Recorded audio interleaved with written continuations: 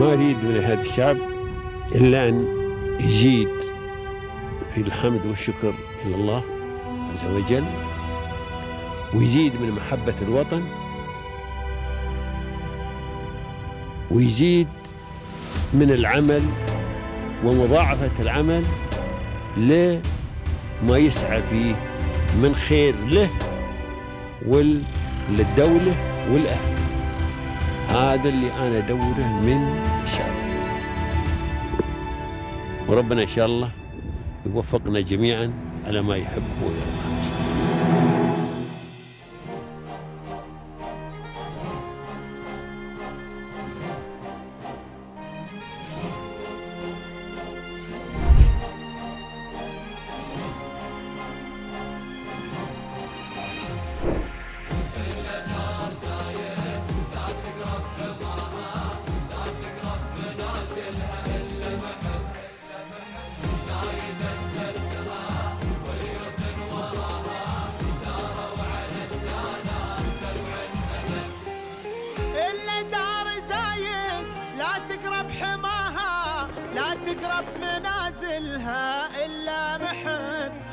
So I think, this is such a wonderful land, and may Allah protect this land and the rulers of this land, Sheikh Mohammed bin Zayed and Sheikh Mohammed bin Rashid. They have done so much, because I've seen so many countries, and I've seen anarchies and lawlessness, and I've seen everything.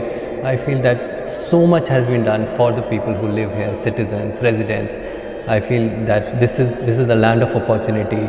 People call various countries as land of opportunity. I feel that this is the true land of opportunity. I thank all of the rulers, all the officials who work day in and day night to make this possible for everyone. Thank you.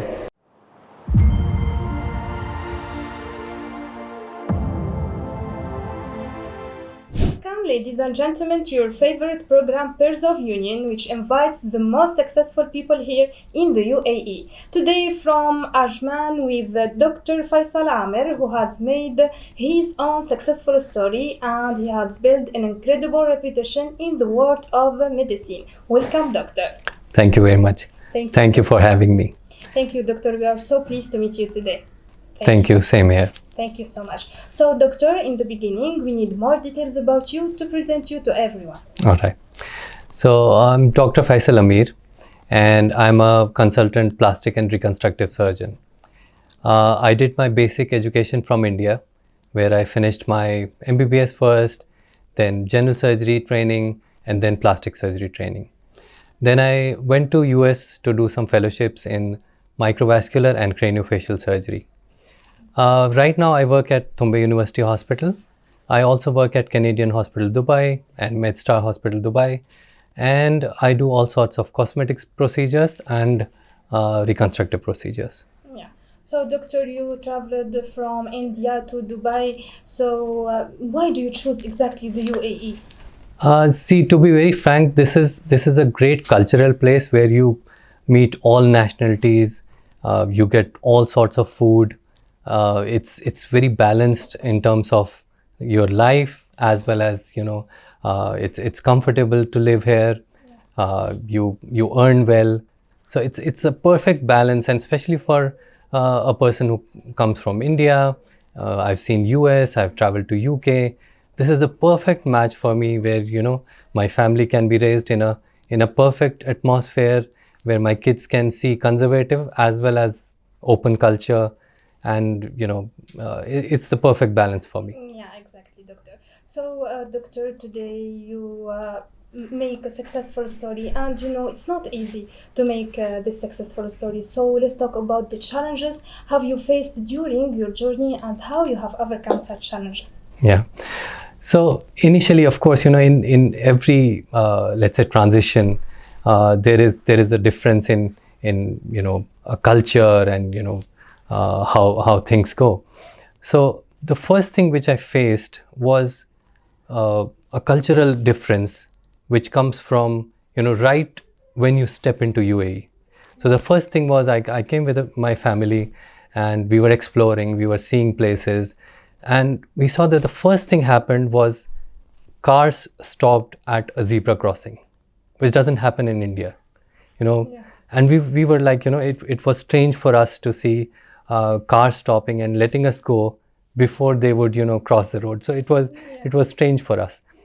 But on the other hand, work-wise, the amount of getting licenses, the amount of rigorous, let's say, filtering that one has to go through, it's quite tedious, and it's for the good. If you start practicing medicine, which is ultimately for me, for example, if I start operating here, I need to have all the credentials in place. My background is checked, my documentation is checked, my experience is checked. So that way, it was difficult, but I feel this is completely worth it, because ultimately untrained people are not practicing. These are qualified people, good in their fields, good in their branches, practicing in UAE. So this is really good, although it takes time, although it takes a lot of effort to go through that, but I think it's completely worth it. Yeah, exactly, doctor. And doctor, who are your supporters? Who have encouraged you, supported you during your journey? Well, first and foremost, I would say my parents and my family, who really supported whenever I came up with an idea. It's not easy to just one fine day say that I'm leaving the country, I'm going somewhere else to work. It's not easy to come up with that idea.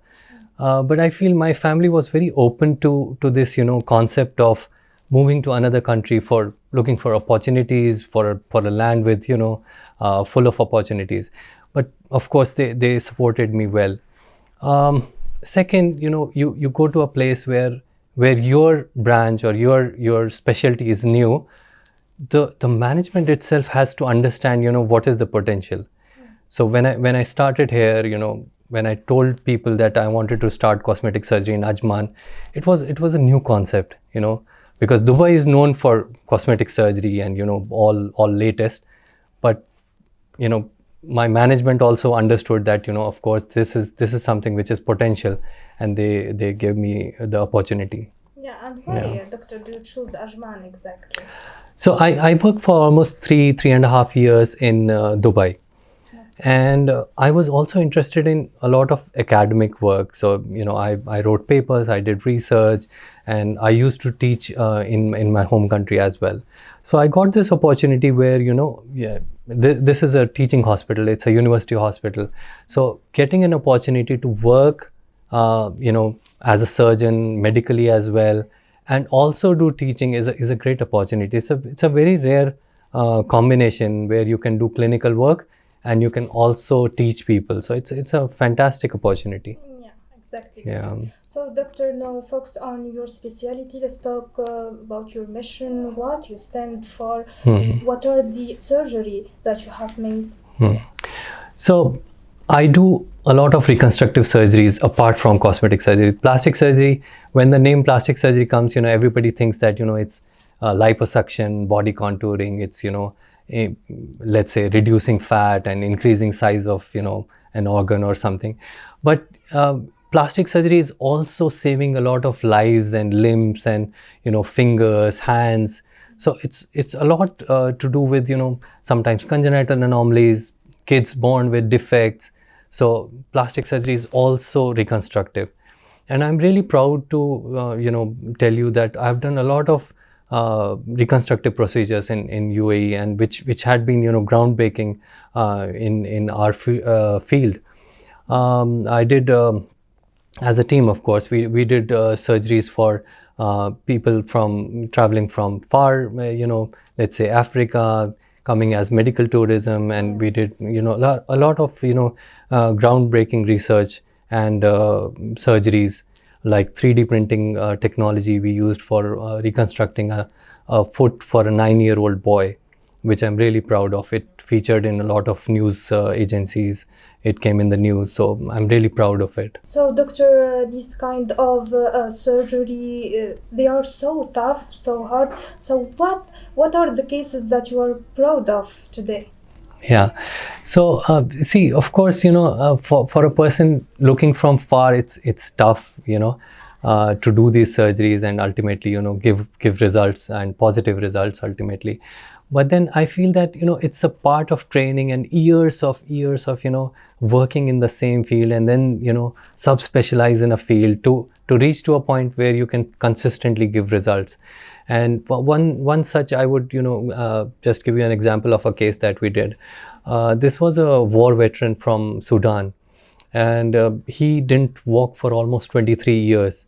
And he came to us, and he was refused treatment from tons of hospitals. I would say number of hospitals in Nigeria.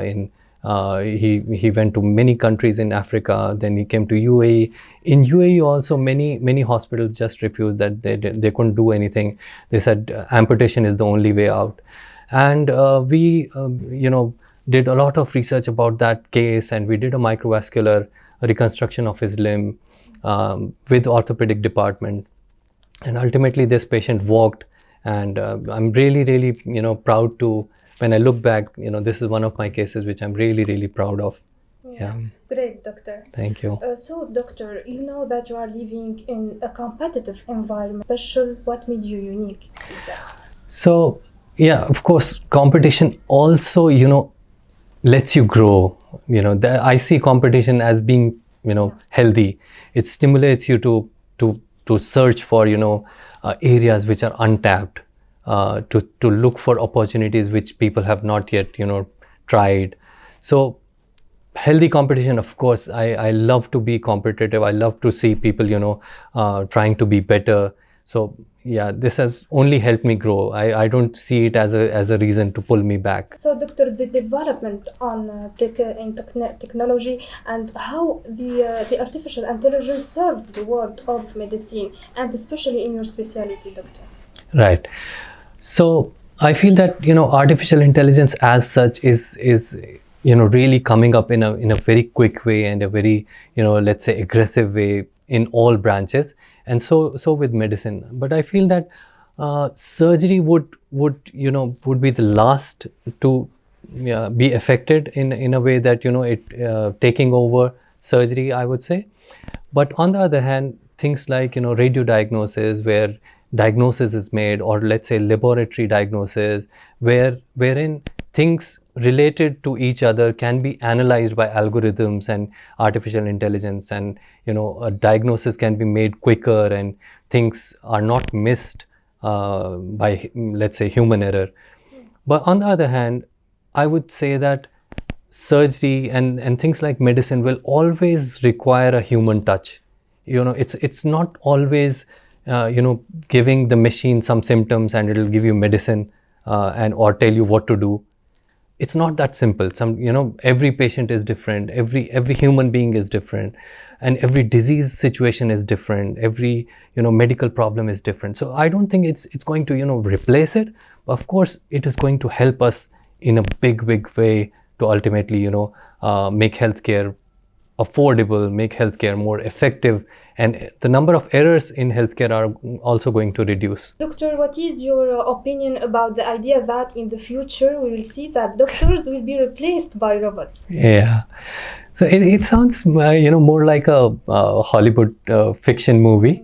But on the other hand, I feel that if it was, let's say, aviation, if it was driverless cars, or if it was, let's say, assembly plants wherein cars are assembled and robots doing the work with more precision and more accuracy, I would still say yes. But then human anatomy is different, human physiology is different, and every human is built differently.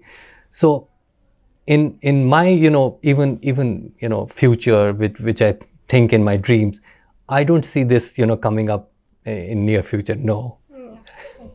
So, doctor, nowadays the UAE attracts medical tourism. Let's Yes. talk about this idea. Yeah. So we've been doing, patients from many countries, and not just, people living as residents in UAE, but also people traveling from, various countries just to get surgeries or procedures done. And the biggest thing about medical tourism is safety. And I feel UAE gives the best combination of, doing a procedure with safety, not, ending up with, complications. So because healthcare is so regulated here, licenses are checked, facilities are checked, facility licenses are checked, inspections are done just to make sure that surgeries are safe or procedures are safe, healthcare is safe. So it's a great country wherein, people can come from east or west and, go to a country where healthcare is affordable as well as safe. Yeah. People go to countries where it's cheap. Let's say you without naming a country, I would say if you go to a country where it's not safe, what is the fun of saving that money and ending up with complications? So with UAE, I feel that safety has gone to a good level where patients come from any country and get a safe surgery rather than ending up with a complication. Yeah, as you mentioned, doctor, thanks to its facilities and its laws, the UAE nowadays attracts medical tourism. So, what are these laws and strategies that are applied in the medical sector? So we have three major health departments which regulate healthcare. One is DHA, Dubai Health Authority, which is taking care of health regulations in Dubai region. Then there is DOH, which is Department of Health, which is Abu Dhabi, Al Ain, this area, they are taking care of that. And Ministry of Health, which takes care of Northern Emirates, all, like Ajman is taken care of by MOH. And all these health authorities, they work in hand about, let's say standards of care, about standards of, hygiene. So all of it, licensing, your credibility, your, everything is regulated. So as a let's say a package, I would say this is very nice for the patient because it's well regulated. People just don't experiment or they don't compromise. We cannot compromise, because it's so well regulated. So errors are less, complications are less. So, doctor, after all these experiences, today you make a successful story. And doctor, the word success is a subjective word, so it differs from one person to another. To you, doctor, what is the meaning of success? Well, that's a very tough question, I would say. Success for everyone is different. For me, I feel at the end of the day, you should be able to, stand in front of the mirror and say that you did a good job. You did what you could. So, being let's say true to yourself and being satisfied that you did a good job or you did what was best for the patient is success for me. And getting rewarded for that, getting paid for that, it's just bonus. Right? So, doctor, we have seen you on social media. Why do you choose social media? And maybe your patients, from seeing you in social media, so you appeal your patients and they prefer to choose you and to do their surgery. Yeah, so special, I would say that social media is a double-edged sword nowadays. And it's for the good and for the bad also. So many teenagers, so many youngsters are being affected in a bad way, being influenced in a bad way. But it's also a great tool to reach people. When I was a student, when I was being trained, this was not there. But now I see that reaching to your patients, giving them perfect advice or good advice or about their health or about being safe, or about what is the recovery like, or what how a procedure goes through. Social media comes a great it's a great tool. And I would say in medicine, out of all branches, it's so important for us to educate people in the right way, so that they don't end up in trouble, they don't end up in complications, so they know what is right for them. So social media, of course, it's a great tool for me. I love to make videos just to educate my patients. So the social media contribute to the knowledge of your patients about the plastic. Absolutely, 100%. And so the social media serves the world of medicine. It does. I mean, there is also a pressure to look good. When you make reels, when you make selfies, you post them. There's also a pressure to look good. But on the other hand, to reach patients, to reach people, to educate them, it's our responsibility to educate them what's right and what's wrong in medicine. So social media comes as a tool also. Yeah, of course. Yeah. So, doctor, talking about the development in the medicine sector, how you can be updated to this development? Now, the traditional way is to read, read books, read journals, read papers, and, be members of organizations. And we have a very strong organization in UAE, which is known as Emirates Plastic Surgery Society. And we have annual meetings wherein, people from all over the world come. We have conferences, which enhances your knowledge, it keeps you updated, so that you know what is going on in the field at a particular time. So, doctor, if I ask you about your future plans, how do you see yourself? How do you see Dr. Faisal in the future? So I feel my passion is medical education, and I would love that I would train a future plastic surgeon under my guidance. This is my dream. I would really love to impart the knowledge that I have into a younger plastic surgeon who would benefit from it. Doctor, lots of people from our audience, they are a new generation and they see from your story something special inspired them. So, doctor, what is your advice to the new generation in general and to the new generation of doctors?